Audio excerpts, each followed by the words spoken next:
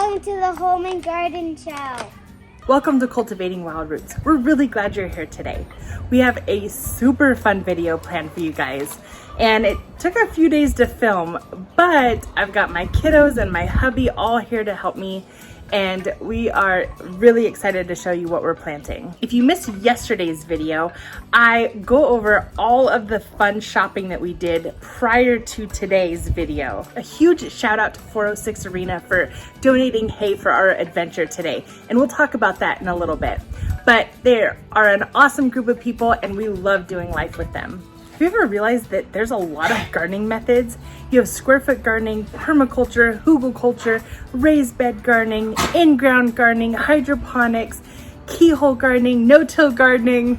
Which one do you pick? There's so many of them. Well, I find that I like to try a bunch of different methods. I think it's fun to learn new aspects and new things, and so trying a lot of different things is actually really interesting to me.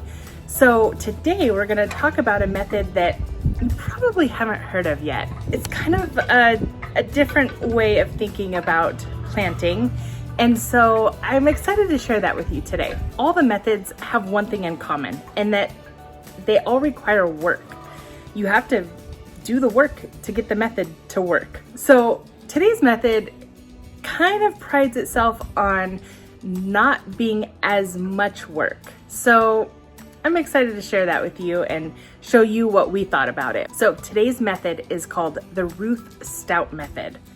Ruth Stout was born in Kansas in 1884. Her parents were not very controlling, and they encouraged her to think for herself. At age 18, she moved to New York, where she lived for 27 years. She married, and her husband asked if she'd like to move to the country. And once they did, she found a love of gardening as she tended the perennial fruit and vegetables that were on the property. For 15 years, she gardened as how everyone told her gardening should be done. She tilled the land, used synthetic fertilizers and poison spray. So every spring, she'd hire a man to come and he plowed the garden, and every year he was late, and she'd be so anxious to get out and plant her crops. In her frustration, she came up with a new way to garden. She realized that the asparagus came up on its own every spring, without any work from her. There was no tilling required. So she grabbed her seeds, threw them down, and they actually grew. She went on to perfect this technique over the next 35 years. She would throw old moldy hay in the soil, and as that broke down, it added much needed nitrogen to the soil and also acted as mulch, so she didn't need to water as much or at all. She didn't need to wait for the plowman any longer. When she planted seed, she moved the hay away from the small area of soil, planted the seed, she left that little spot uncovered from the hay, and the plants grew. When planting potatoes, she just threw them on top of the existing hay from the year before. She covered that with more hay on top, and at the end of the season, she had potatoes laying in the hay ready to eat. Here are these big Viking red potatoes, and these things, they really are extremely large. So I think what I'm going to do is something called chitting, where you cut your potato into sections and you just make sure that they have eyes, which these are eyes, in that section, and that will give us more potato to work with. So I think I'm just gonna cut them in half like that. So you still have eyes on this side. Then of course there's a bunch of eyes on this side. So really when you do this and you cut this like that, you want to let this open exposed area, you want it to let it kind of scar over or dry up a bit. You don't really want to just go put that right out in the soil because it can cause it to rot. As you can see, we've got a bunch of these really big ones. This one is not as big as that, so I might just leave it how it is. But this one will cut. You can see that thing is massive.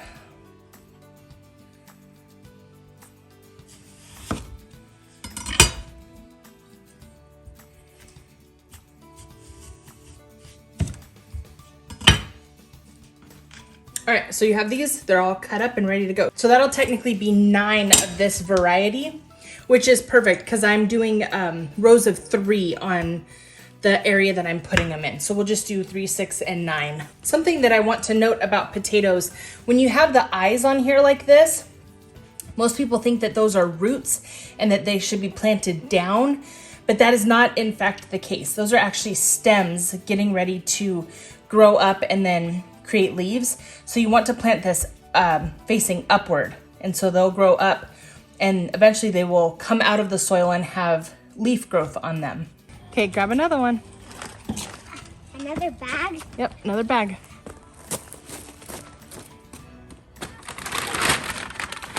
Don't throw them, okay? All right, so let's get those planted. All right, what do you have? My garden box. So tell us about this garden box. I made it when I was 4. I'm just kidding. I made it when I was like 8. 9. You made it like 2 weeks ago with Daddy, right? No, I made it like a month ago. Oh, okay. Maybe. What do you want to plant in your garden box? Cilantro. Cilantro? of it. What else? Carrots. A lot of things. Lettuce? Lettuce. Dilly beans, I think. Oh, yeah, green beans for dilly beans. All right. Chives. Chives? You like chives, huh? All right, so we chitted these potatoes yesterday, and so I just wanted to show you what it looked like. So when you take the potato, you cut it in half. You don't really want to go just directly out and put it in the ground because it can cause some like mold to grow on this open section. So you want it to kind of dry over and create kind of a scab sort of. So you can see that this is starting to kind of scab over there. It could probably even go a couple more days, but we're gonna get it in the ground. We have a really nice sunny, warm day out now. So we're gonna just throw them in the ground and see what happens. Come on, chives. Come to my house and get chives. Bye, guys.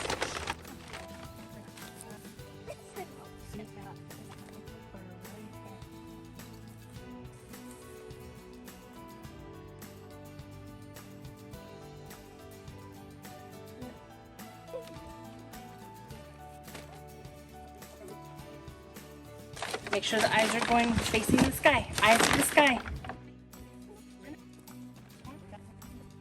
So we have 9 Viking Reds planted in that first section. See how they're very close together?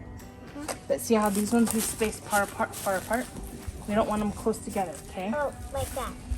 Where that one is? Because they go both together. Need them further apart. So we're going to do a combination of Ruth Stout gardening in the hay and also raised bed gardening.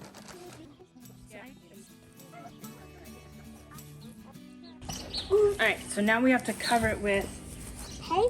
We have to cover it with more hay. So let's go get piles of hay and cover over these. Otherwise the sun will bake them up.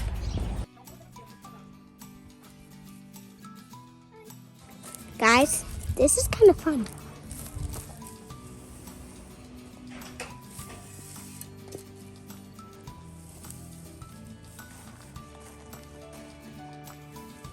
All right, so did you help Mama cover all the potatoes? Yep. Okay, so this last section we're gonna do white cannabis.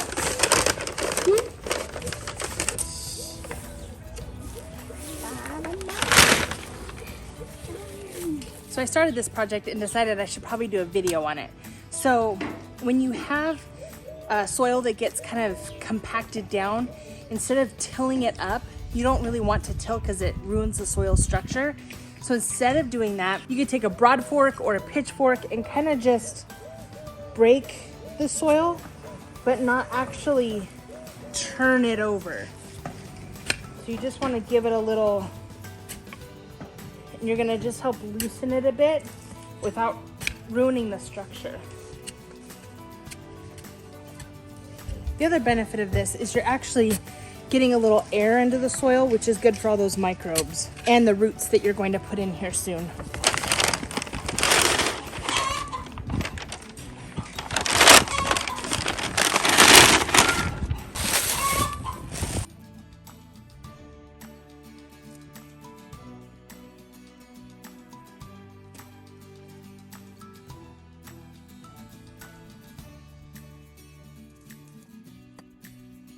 So this bed is 8 foot by 3 foot. So I'm gonna plant 18 potatoes in here. And that might be a little bit too much, but really you kind of want potatoes to be about, somewhere between 9 inches apart. And you wanna plant them really deep. Okay, so when you have potatoes, you wanna plant them about 6 inches deep. And technically, you want to do your rows, I think the Farmer's Almanac says like your rows should be 3 feet apart. However, I don't do it that way. I tend to plant them a little bit closer with the notion that they're heavy feeders and they're gonna need a lot of food. So I do plant them closer together, but I keep them very well nourished throughout the season just so that they aren't lacking those nutrients. And in turn, I don't notice them to be having any problems with them being too close together. So we dug down, we're about 6 to 8 inches deep, and we're gonna drop a little bit of fertilizer directly into the hole and kind of stir it up and put the potato in.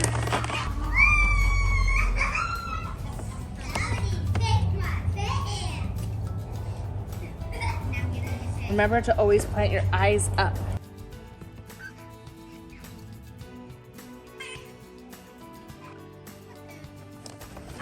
We're gonna use about 1/4 cup of fertilizer in each hole.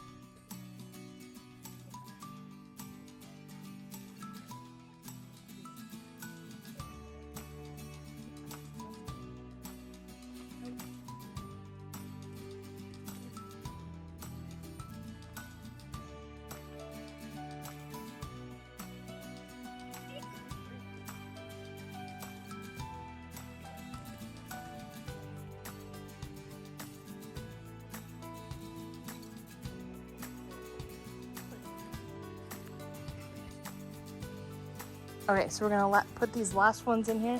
These are the dark red Norlands.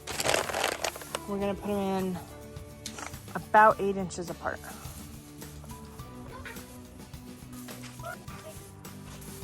Okay, so we're gonna come in here and throw a nice thick layer of hay on top. My son came in and did a thin layer, and so we just wanted to make it a little bit thicker on top of those potatoes. Poor Trace, he did a good job, but it wasn't quite thick enough. Want to make sure that they're nice and covered, otherwise they will get scorched by the sun. That looks better. Yeah. Don't you think? Yes. Yeah. That'll work. That'll work. Thank you for helping me. You're very welcome. You're a good guy. Thank you. Like and subscribe. Hey, thanks for hanging out with us today. If you've stuck around this long, I'm glad you did. I hope you learned something today. I hope that growing potatoes isn't scary to you or intimidating. I hope it can just be easy. I'm excited to see what will happen between the raised bed potatoes and the Ruth Stout method. So stick around for a while. Let's see what happens at the end of the summer. It's been fun doing this with you guys. So we'll see you next time.